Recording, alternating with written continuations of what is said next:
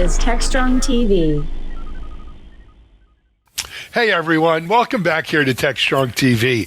I get excited to introduce new companies to our audience. It's especially given the macro conditions in tech today. It's good to hear about new growth, new companies coming on and solving old problems, new problems, and all kinds of issues. In that vein, let me introduce you to Kevin Kamel.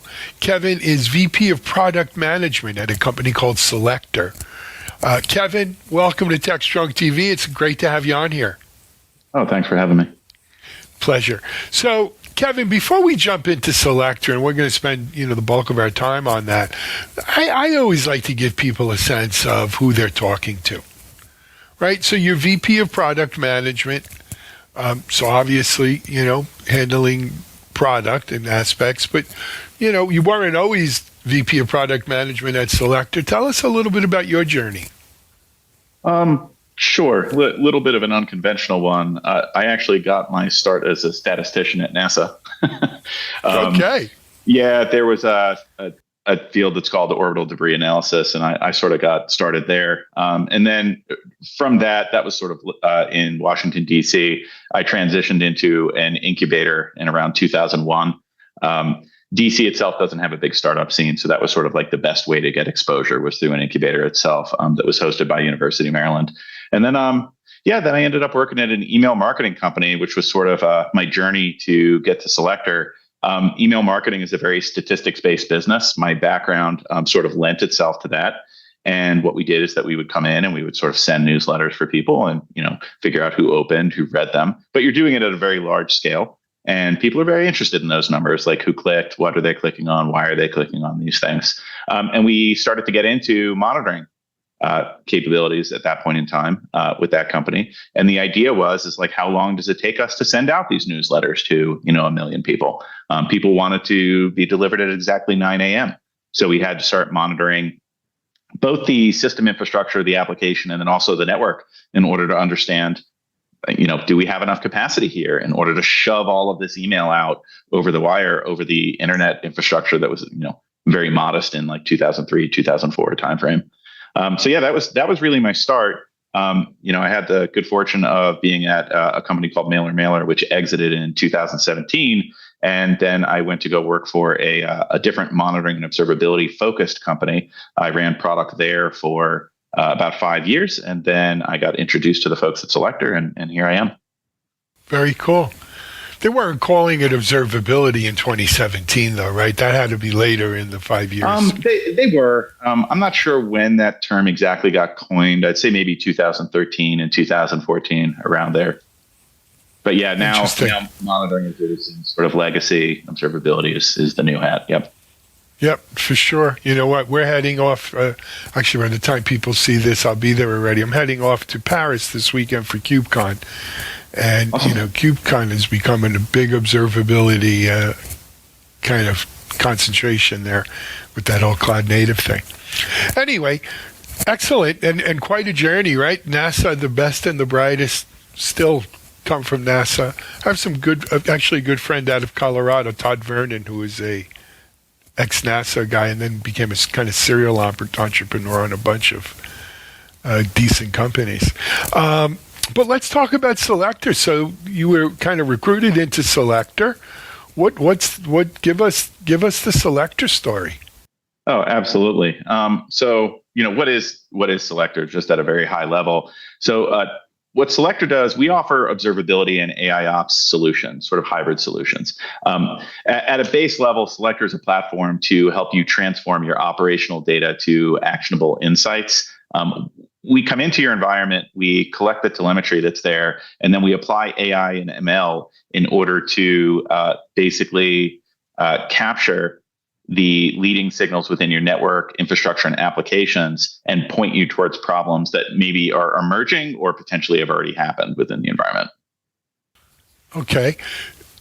If you don't mind, we're going to peel the onion back a little bit here. Yeah, absolutely. So what are you using to collect this data? Is it like based on OpenTelemetry, Prometheus, something like that, or Grafana? That's a great question. So we have this phrase at the company, which is any data from anywhere. And that's true. As part of the platform, we have this sort of like no code, low code type approach to collecting data. For the more computer science folks out there, it's a declarative ETL. You can basically define without writing any code what the inputs and outputs are for a given telemetry interface, and then pull the data from that. And the reason that that's important is for what you just described. There's a large number of protocols and technologies that are out there that people want to collect data from. And it's not uncommon to run into proprietary endpoints where there are no known interfaces or libraries through which to go and collect that data. So it's super important for us to be able to sort of very quickly stamp out integrations for pretty much any data source. And very important for a large enterprise where, especially on the sort of network and infrastructure side, they've gone ahead and built proprietary tools inside of these companies, and they're still there after a decade. And it's important for us to be able to come in and collect data from those tools and then deliver insights on top of that. Excellent.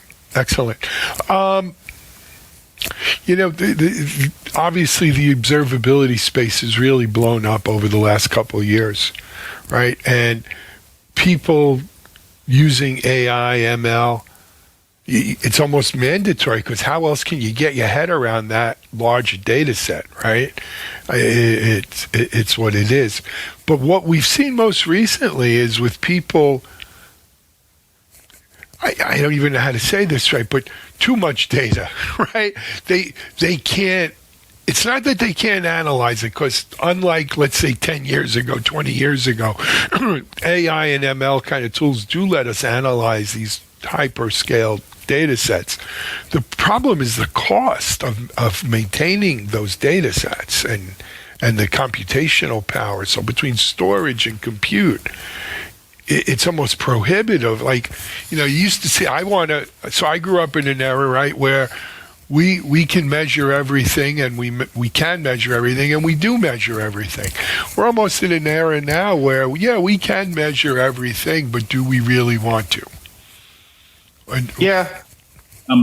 It's an interesting point. I mean, as a former practitioner, I remember when you had your entire company was built on just a few systems, and it was very possible for a small group of people to be able to come in and sort of understand what was happening with those systems at any given point in time. And so long as you didn't make any late in the day changes, you were guaranteed to make it through the night. Like, nothing was going to go sideways on you. And those days, like that world that I just described, that's long gone at this point. People don't even, younger folks especially, have no idea what that means. Yeah, that's just gone. I would make the case. So the storage costs absolutely are a major problem. And I think that that's one of the reasons why you see a lot of enterprise organizations now sort of reassessing whether or not these types of observability platforms, legacy ones, are intended to be historian products where you're keeping data for literally years on end, or whether or not they're operational in nature. I would make the case that Selector is more of an operational focused platform. The idea behind Selector is that we're going to collect this telemetry, we're going to analyze the telemetry, and we're going to send what we call a smart alert to your team. And the smart alert will basically say, this is the root cause of this particular problem that you're dealing with right now. And here's all of the events that happened as a result of that particular root cause. And I think from that perspective, that's very different than how a lot of other monitoring and observability platforms sort of operate.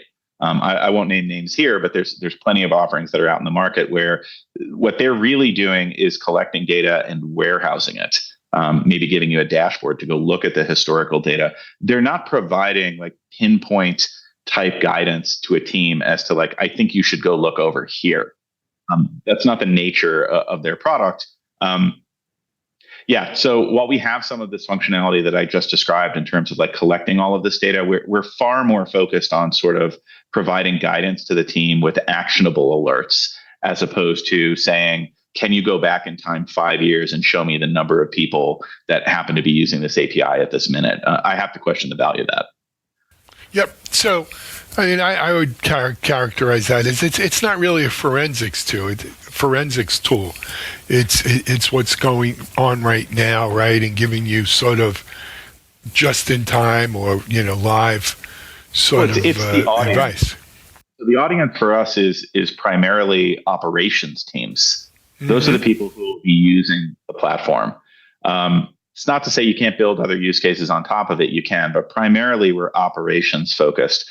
Where I think for sort of legacy monitoring and observability tooling, I'm not sure who the audience is. Like I do hear about we can keep the data for 3 or 5 years or 7 years, kind of a thing.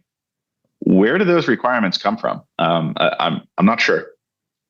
Well, if they're security related, they could be coming from things, the CISA guidelines, or I'm sure the EU probably has some guidelines. I've always also been told it's the 3 to 5 years, but that's for forensics, really security. I'm not different space, yeah. Yeah, I'm not downgrading it or anything, but it's a corner case in many ways. Not a small corner, a big corner, but a corner of the case nevertheless. Let's talk a little, more about, Selector's going after ops folks. Today, ops folks come in a lot of shapes and sizes and colors and names, right? We have platform engineers and SREs, and we still have sysadmins and, DevOps folks. Who specifically within ops, Kevin, is the target here? So the foundation of the company is largely network oriented. And so I would say that that's where we have started building a customer base, has really been on network driven engagements. Not to say that we can't do other things, but those are sort of the people that we happen to know within the service provider and large enterprise space. So that's where we've focused our efforts initially. But it's kind of interesting. We were talking about some legacy monitoring and observability platforms a moment ago. There's this sort of idea out there of full stack observability, and I'm sure you've heard that term. It's a very popular term that's out there. But when we use this term full stack, you think to yourself, well, that's going to be everything, right? It's full. It's all of the parts. But there's one part of full stack observability that's not really accounted for, and that's the network. The primary way that companies go about delivering their service via the internet is ignored as part of full stack observability. And for us, we see that as an opportunity. What we want to do is basically say, we're going to do, I'll use this term like true full stack. We want to start with the network and make sure that everything that's your services are riding on top of is working correctly, then go up into the infrastructure, into cloud, into applications, and give you this sort of like high level comprehensive view as to here's what your infrastructure looks like, here's the architecture of your particular stack, and here's where the problems are. And within our interface, it basically allows you to sort of like drill down to that particular domain in order to see where challenges or problems may be. And then again, with that actionable alerting that we described, like point operators towards that being a specific issue. So to that end, I would say it's broadly operations teams, but I would say we want to start with network operations teams and then sort of branch out from there up towards application operations teams. Got it. Very cool. And how is Selector offered? Is it a SaaS tool? Is it kind of traditional software you run on your own infrastructure? However, which way people want it. So it's a fully Kubernetes-based stack. And that gives us a lot of flexibility in deployment. So today, we have quite a few folks that want to deploy that on premises. That's just a bias that's within large enterprise organizations. But we are actually moving towards being made available within the Google Cloud Marketplace in Q2 later this year. And at that point, people will be able to come in and sort of click a button within the marketplace, spin up an instance of Selector, and they'll be able to start, playing with it, putting their data in, and working towards use cases with it. That's great. It's great. I don't know how much you can dive into this, but how is it priced? I'll leave that to the sales guys. Okay. And who is the target? Is this, because the problem with a lot of the observability spaces I mentioned before, you almost have to have that large data set to make it go, right? So is it aimed at large enterprises, mid? Who's your target persona there? I would say large enterprise to mid. That's really the sweet spot for us right now. It's not to say that we can't handle like small business type use cases, but it's just not the focus of our business at this phase. I know you guys recently did some upgrading on features and stuff. We did. We only have a few moments here, but can you tell us about it? Absolutely. So there's, 3 or 4 different features that have been updated as part of the latest release. The first one here is really around integrating generative AI into our stack, which is a pretty novel and new feature. The idea here is that we have an LLM, it's deployed as part of the application, and it allows customers to come in and use plain language in order to ask questions of the system and their telemetry. And the reason that that's important is that most platforms that are out there today require you to basically use a domain-specific language in order to sort of query the system and figure it out. And there's friction there, right? Like, if I adopt a new platform, now I have to go figure out this new language in order to get the answers out of there. So we want to solve for that. But we now have even greater capabilities than this. We have integrated a functionality that's called Retrieval Augmented Generation, RAG. And the idea behind this is that we can leverage all sorts of different pieces of information in order to construct a response back to users. So this is far beyond, what is happening with my CPU at this moment, and it gives you back, a 58. This is basically, I have a router that's in front of me and it has failed. Can you give me guidance as to what I should do? And what it's able to do is basically look at all of the existing incidents that happened with that particular router, look at incidents that happened with other routers. It can connect the dots between, hey, this is a Juniper router, and this is the series, and this is the particular firmware version that's on there. And I've just run a query for you on the Juniper knowledge base, and here's 2 relevant knowledge base articles that you should read. Maybe you should upgrade your firmware as part of this. So it becomes really interesting in terms of the capabilities. Go ahead. No, I was going to say it sounds great.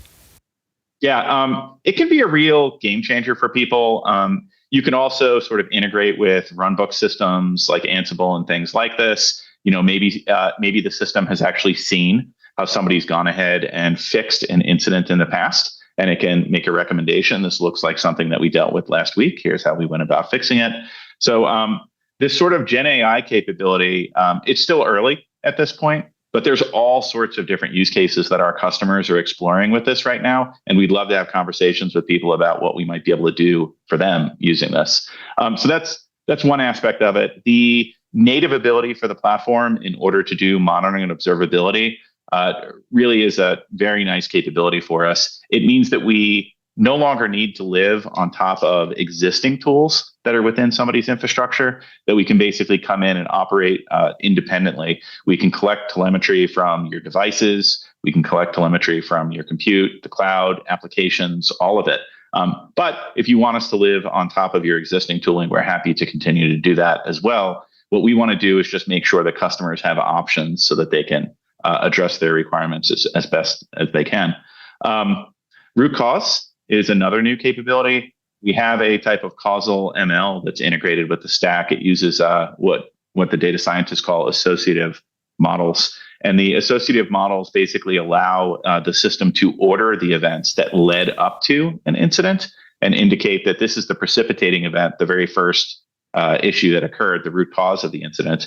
And then all of the fallout from that is sort of ordered out afterwards. And that allows us to do that smart alerting that I described to you earlier. And then the final bit is that all of these capabilities sort of add up to a larger capability, which is that we have the ability to model the entirety of somebody's infrastructure. So, for example, from a network perspective, we can create a digital twin of the network. We're working with some of the world's largest service providers in the world, and some of them have enormous networks with potentially hundreds of millions, billions of paths that these networks are sort of involving.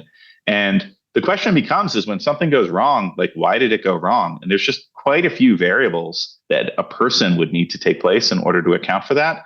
At Selector, what we've done is that we're able to take the entirety of that network and represent that internally in memory, sort of an in-memory model of a massive network that's out there.